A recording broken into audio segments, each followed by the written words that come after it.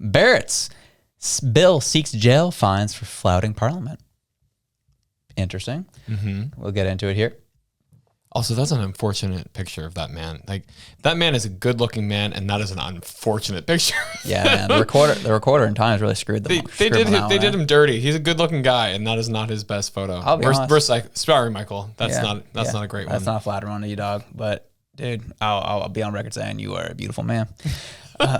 So here's the article. It says, lying to Parliament would be punishable by at least 6 months in jail, while contempt of Parliament would result in fines under legislation proposed by local MP Michael Barrett, the Conservative Shadow Minister for Ethics and Accountable Government and MP for Leeds, Grenville, Thousands Islands, and Rideau Lakes. On Friday, introduced Bill C-405, the Parliamentary Accountability for Canadians Act. They didn't need a new name for that jurisdiction. That's a mouthful. That's a lot. That was a lot to read, man. That's a lot to read. But the private member's bill calls for a minimum mandatory penalty for 6 months in jail for case of perjury before a House of Parliament. So, is it groundbreaking? Yes, to a degree. I think it's having a bill come forward to really address this issue, I think is really important. Will it go anywhere? We hope it does. My hopes only go so high. But I would love to see this energy continued under a conservative government. All right, we want to push this bill. Great. Let's try to make this a reality when you're in power and can actually make it happen.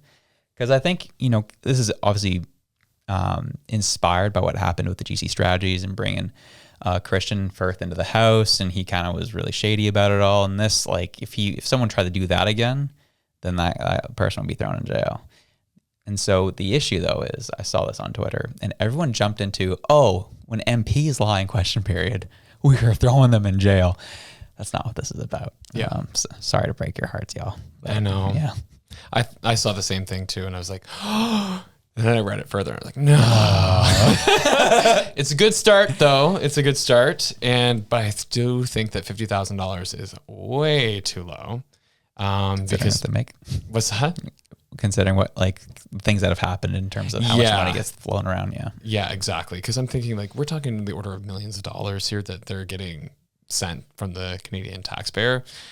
Bump that up a bit. At least make it six figures. Come on, inflation has kind of destroyed what $50K does this year.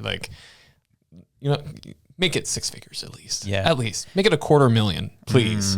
That would be a little bit more of a deterrent. Not by much, but a little more. Get them thinking. 50,000. That's a slap on the wrist. Yeah. They're making millions. They'll gladly risk 50,000. But anyway, like I said, it's a good start. Happy to see it. I'm not going to poo-poo a good thing because this is the kind of energy, like you said, that we want to see in government. And I think that it creates a slippery slope in the right way. Much like an ice slide in Quebec City. Yeah, exactly. And, as I said, we'll get into it more, but we're trending in the right direction with this or at least with the conservative MPs. I just, it's all about holding their feet to the fire, holding them accountable. All right, we saw you brought this up back in 2024. It's now 2026. Are we going to make this a thing now? Mm-hmm. Are we going to bump up that 50K up to $250,000? What are we going to do here? I'd be curious to see and learn more about it. That was electric, wasn't it? Well, we enjoyed it. Hope you did too. If you did, you can check this video out here to the top right corner right near my window. Get over. There it is. There it is right there. And if you liked that, you can also check this one right here. We love you. Have a good one. Peace out.